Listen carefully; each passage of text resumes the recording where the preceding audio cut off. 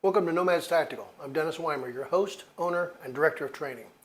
We're going to continue on with our Knowledge is Power series. Today we're going to talk about hollow points. Now I'm not endorsing any certain type of hollow point or saying one's better than the other. I do not sell hollow points here at the range other than special orders that people have asked me for.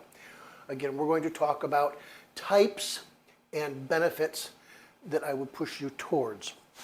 Now, hollow points, obviously our whole point is for the bullet to go in small and come out big, to make a bigger wound cavity. Remember, we want our opponents bleeding out both sides. So when it comes to hollow points open under hydraulic action, meaning they must encounter liquid to open. Humans are juicy. Okay, our bodies are made up of mostly water, plus the blood. So if you take a hollow point and you shoot it through drywall, it will not open up. It's going to stay the same size all the way through. Once it encounters liquid, that's what makes the hollow point open up to do more damage. So here are some of the common types. Again, there's no names up here with them. But what I want to show you is, remember we talked about supersonic speed and the need for that shock wave going into the body. So still we want to have supersonic speed. So again, that puts us up at 9mm and above for that supersonic speed. But we want the bullet to hold together and stay in a solid chunk, because remember we need that mass, we need that power to carry through and do damage. I would recommend staying away from fragmenting bullets. Okay, it sounds mean, it looks pretty mean, and the surgeon is not going to like you because he's got to hunt for all these little pieces, parts that might be going in different directions. But we want mass, remember, to carry through and do damage. So we want something that holds together. So these are just some rounds that I happen to have 2 of, and I fired each of these into a barrel of water. So they touched nothing but water, because remember they open under hydraulic action. So this one here, you can see how it fragmented, the copper came away from the lead, which is fine because lead is going to carry through and do damage. Now on a bullet, lead is the heaviest mass. We need lead for weight. But lead is so soft that our rifling and our barrel cannot cut into the bullet to make it spin. So we put a copper jacket, a thin copper jacket on there, which is a little bit harder than the lead, but yet softer than the rifling in our barrel of our pistol, so that rifling can cut into the bullet to spin it to make it do its damage. So most bullets you're going to see are going to be lead on the inside because that's the heaviest mass. So you look at, again, like this one here, it comes apart.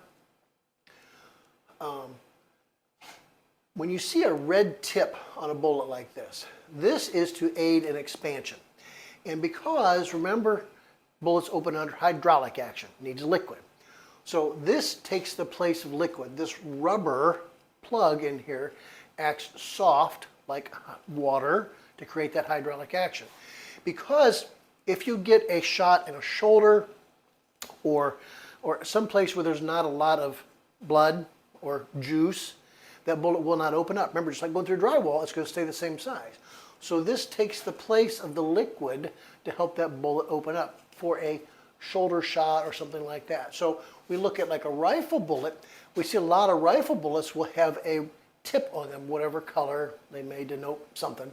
But this rubber tip acts as the hydraulic action to make it open up. Animals are not as juicy as humans. You know, to get a decent shot on an animal, you might be taking a shoulder shot or something like that. And you want this bullet to open up in the shoulder to do damage to quickly and more humanely take the animal down.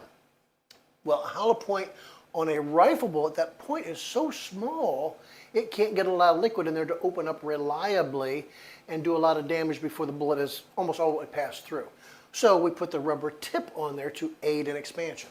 So in your pistol bullets, that's fine. Perfectly fine to use those. It aids expansion and gives you a more rounded style of bullet. The other thing we need to look out for is, you notice all the bullets are all rounded. The tips are all a little bit rounded, just like our full metal jacket bullets are rounded. Now, the reason for this is that your barrel on your pistol,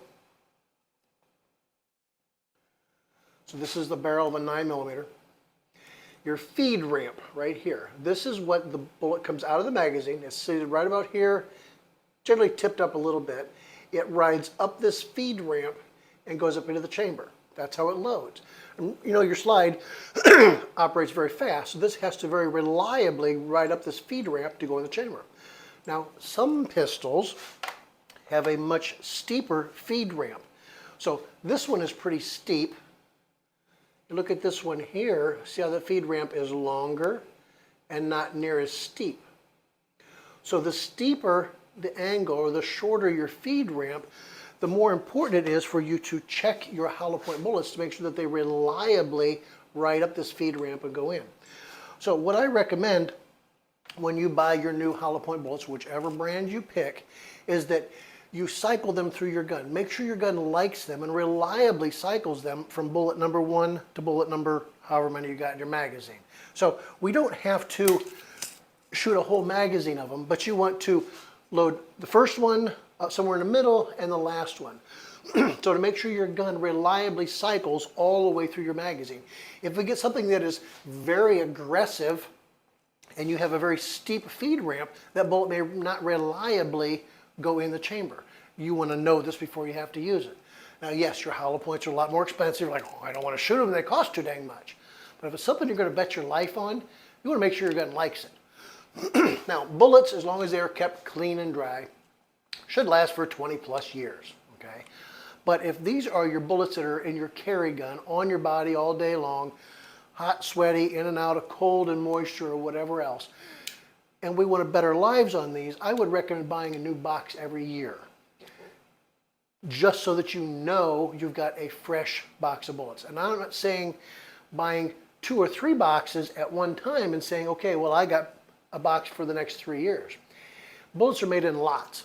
If there is a problem with a bullet at the manufacturer, it's going to be in across that whole lot. So if you're going to buy a new box of bullets each year, buy a new box each year. Make sure your gun reliably cycles them still. Make sure there's not something new and better out there. But do your homework when it comes to bullets. But again, we want something that holds together, so we have that mass to carry through. We want it supersonic, so it creates that shock wave as it goes through the body. Again, this is just my opinion. Please like, comment, and subscribe, and remember your ABCs. Always be carrying.